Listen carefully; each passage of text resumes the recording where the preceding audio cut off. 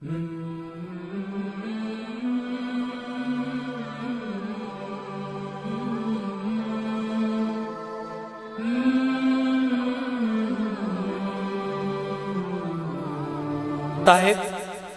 جو آپ کے سامنے قرآن پاک کی تلاوت کر رہے تھے، خدا کا ذکر کرے اور ذکر مصطفیٰ نہ کرے، خدا کا ذکر کرے اور ذکر مصطفیٰ نہ کرے، میرے منہ میں ہو ایسی زبان خدا نہ کرے۔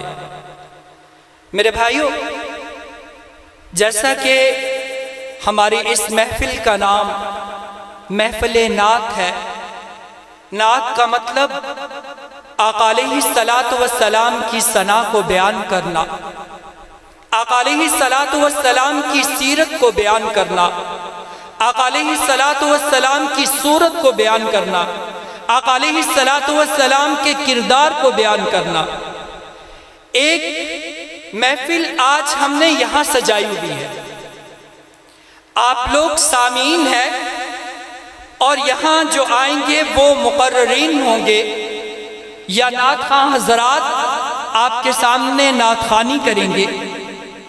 ایک مجلس رب کائنات نے عالم ارواح میں بھی سجائی، اس میں میں بھی تھا، اس میں آپ بھی تھے، اس میں انبیاء بھی تھے، اس میں اتقیاء بھی تھے، اس میں اصفیاء بھی تھے، اس میں اولیاء بھی تھے، تمام انسانیت اس میں جمع تھی۔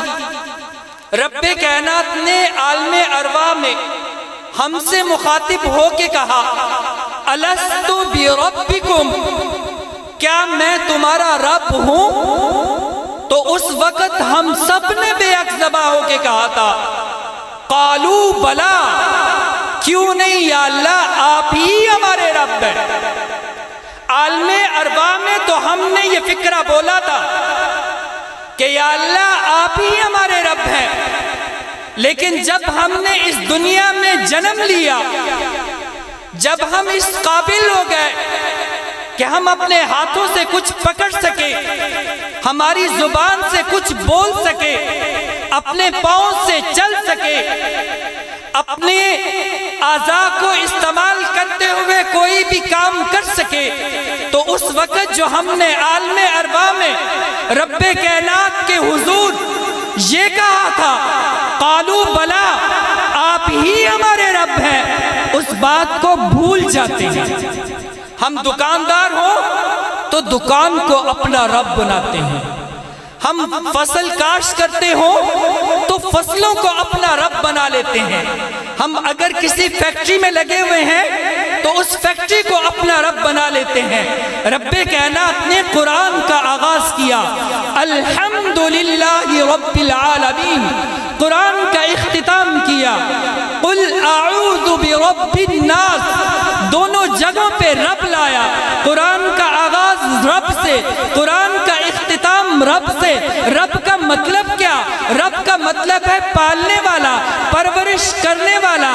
جب ہم اپنی ماں کے پیٹ میں ہوتے ہیں تو اس وقت رب ہماری پرورش کر رہا ہوتا ہے، ہم ماں کے پیٹ سے باہر آتے ہیں، 2 سال تک ہم کچھ نہیں کر سکتے، اس وقت بھی رب ہماری پرورش کر رہا ہوتا ہے۔ لیکن جب ہمارا جسم اتنی قوت کو لے لیتا ہے، جب ہم طاقتور ہو جاتے ہیں، تب ہم رب کو بھول جاتے ہیں، پیسے کو اپنا رب بنا لیتے ہیں۔ ہمارے سامنے جو چیز ہمیں فائدہ دے رہی ہوتی ہے اسے ہی اپنا رب بنا لیا جاتا ہے۔ مختصراً ایک محفل تو وہ ہوتی ہے جس میں میں بھی، آپ بھی، ساری انسانیت، اور ایک محفل وہ ہوتی ہے جس میں انبیاء علیہم السلام ہے اور کوئی نہیں، اور رب کائنات ہے۔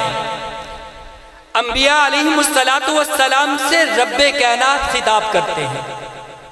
انبیاء علیہ السلام کو فرماتے ہیں، اے میرے نبیو، میں تمہیں کتاب بھی دوں گا، میں تمہیں شریعت بھی دوں گا، میں تمہیں نبوت بھی دوں گا، میں تمہیں بلاغت بھی دوں گا، میں تمہیں فصاحت بھی دوں گا، میں تمہیں تدبر بھی دوں گا، ساری چیزیں تمہیں ملیں گی، لیکن ایک شرط ہے، وہ کیا؟ وہ یہ کہ تمہارے بعد میرا ایک پیغمبر آئے گا، لقد جاءکم رسول، میرا جب پیغمبر آئے گا تو تم نے اس کی تائید کرنی۔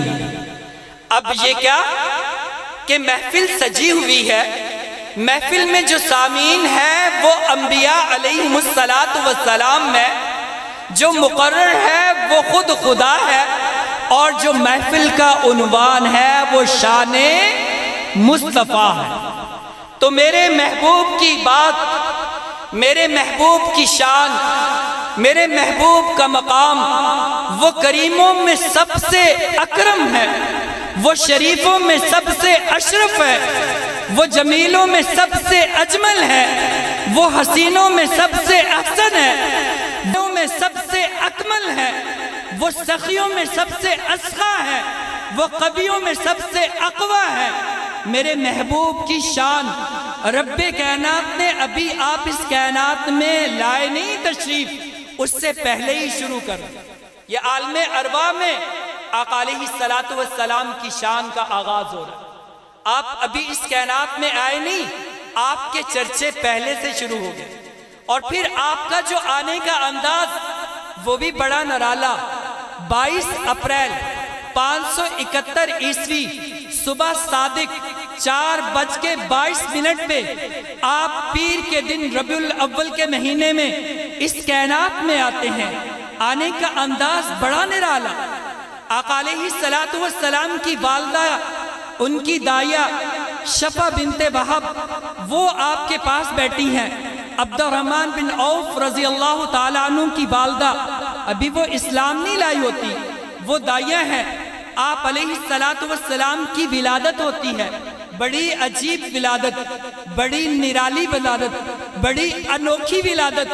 آقا علیہ السلام والدہ کے پیٹ سے باہر آتے ہیں، مغسول، دھلے ہوئے، صاف ستھرے، اور آپ کی جو آنکھ ہے وہ کٹی ہوئی ہوتی ہے، ناف کو کاٹنا پڑتا ہے نا، لیکن ولیدہ مقطوع السرہ، آقا علیہ السلام کی ناف کٹی ہوتی ہے، اور آپ علیہ السلام کے ختنے کی ضرورت نہیں پڑتی۔ کیوں؟ اس لیے کہ مختوناً آقا علیہ السلام کا ختنہ پہلے کیا ہوتا ہے۔ وہ جو دائیا تھی اس نے پہلے بھی بہت سارے بچوں کی پیدائش میں حصہ لیا تھا، وہ پریشان ہو جاتی ہے، یہ کیا ماجرا ہے؟ مغسول، یہ بچہ نہایا ہوا ہے، مختوناً، اس کے ختنے ہوئے ہیں، مقطوع السرہ، اس کی ناف کٹی ہوئی ہے، وہ اسی کشمکش میں ہوتی ہیں۔ وہ بچہ جو اپنی ماں کے پاس رکھا جاتا ہے، آقا علیہ السلام سجدے کی حالت میں چلے جاتے ہیں، کافی لمبا سجدہ کرتے ہیں، پھر شہادت کی انگلی اوپر اٹھاتے ہیں اور اللہ کی تسبیح کو بیان کرنا شروع کرتے ہیں۔ وہ بڑی حیران، وہ بڑی پریشان کہ یہ کیا ماجرا ہے، میں نے بڑے بچوں کا جنم دلوایا، میں نے بڑے بچے دیکھے، لیکن یہ بچہ تو انوکھا ہے، یہ بچہ تو نرالا ہے۔ ان کی یہ عادت تھی، ان کا یہ رسم تھی، ان کا رسم و رواج تھا کہ جب رات کے وقت کوئی بچہ پیدا ہوتا اور وہ خوبصورت ہوتا تو اس کے اوپر ہنڈیاں رکھ دی جاتی تھی، ہنڈیا کے اندر سوراخ ہوتے تھے تاکہ ہوا آتی جاتی رہے۔ آقا علیہ السلام کے اوپر انہوں نے ہنڈیا رکھی، ہنڈیا رکھ کے ابھی سائڈ پہ ہوئی، ہنڈیا ٹوٹ گئی۔ وہ بتانا چاہتے تھے، رب کائنات بتانا چاہتے تھے کہ میرا یہ محبوب آیا ہے تو یہ رسم و رواجوں کو توڑنے کے لیے آیا ہے، یہ رسم و رواجوں کو توڑنے کے لیے آیا ہے۔ وہ جو آپ کی دائیا تھی وہ آپ کو اٹھاتی ہیں، آپ کی ماں کی گود میں رکھتی ہیں، ماں بڑی پریشان، ماں دیکھتی ہے کہ اس کے سامنے کسرا کے اور ہیرا کے جو محل تھے وہ سامنے روشن ہو جاتے ہیں، اور اس روشنی میں وہ دیکھتی ہے کہ جو ایران میں ہزاروں سال سے آگ جل رہی تھی وہ بجھ جاتی ہے، اور قصر ابیض کے 14 کنگرے ٹوٹ جاتے ہیں۔ قصر ابیض وہ محل تھا، عباسی دور میں ابو جعفر منصور نے اس محل کو توڑنے کی بڑی کوشش کی، انتہائی کوشش کی کہ اسے توڑ دیا جائے، لیکن وہ ٹوٹے نہیں۔ اتنے مضبوط محل اور اس کے 14 کنگرے گر رہے ہیں، اور ابھی آپ کی والدہ اسی کشمکش میں تھی کہ یہ ہو کیا رہا ہے۔ اچانک چھت پھٹتی ہے اور دھند سے پورا کمرہ بھر جاتا ہے، جیسے سردیوں میں دھند پڑتی ہے اور ہمیں تھوڑی دور کوئی نظر نہیں آتا، اسی طرح حضرت آمنہ کو اپنی گود میں لیٹا ہوا بچہ نظر نہیں آ رہا تھا۔ اور پھر تھوڑی دیر کے بعد آواز آتی ہے، اور آواز کیا آتی ہے؟ طوفو بہ مشارق الارض ومغاربہا، آواز آتی ہے کہ اسے مشرق اور مغرب میں لے جاؤ، لیعرفوا باسمہ وصورتہ ونعتہ، تاکہ پوری کائنات کے سامنے میرے محبوب کی صورت آ جائے، میرے محبوب کی سیرت آ جائے، میرے محبوب کی تعریف آ جائے۔ اور فرمایا وَأْتُوا خُلُقَ آدم، اسے آدم علیہ السلام کے اخلاق دے دو، وَشُجَاعَةَ نوح، اسے نوح علیہ السلام کی شجاعت دے دو، وَإِسْتِسْلَامَ اسماعیل، اسے اسماعیل علیہ السلام کی قربانی دے دو، وَخُلَّةَ ابراہیم، اسے ابراہیم علیہ السلام کی دوستی دے دو، وَحِکْمَةَ لوط، اسے لوط علیہ السلام کی حکمت دے دو، وَوَقَارَ یونس، اسے یونس علیہ السلام کا وقار دے دو، وَحُبَّ دانیال، اسے دانیال کی محبت دے دو، اور وَقَلْبَ ایوب، اسے ایوب علیہ السلام کا دل دے دو، وَحُسْنَ یوسف، اسے یوسف علیہ السلام کا حسن دے دو، وَشِدَّةُ موسیٰ، اسے موسیٰ علیہ السلام کی سختی دے دو، وَجِہَادُ یوشع، اور اسے یوشع علیہ السلام کا جہاد دے دو۔ صبغۃ اللہ ومن احسن من اللہ صبغہ، اور روز بروز یہ جتنے بھی اس کائنات میں اوصاف دیے گئے ہیں ان اوصاف کو بڑھاتے جاؤ۔ یہ ہے میرے محبوب کی شان۔ اسی شان کو بیان کرنے کے لیے میں دعوت دیتا ہوں حافظ نصیر کو، وہ آئے اور آقا علیہ السلام کی شان کو آپ کے سامنے بیان کریں، اور ہمارے دلوں کو آقا علیہ السلام کی محبت سے لبریز کریں۔ جناب حافظ نصیر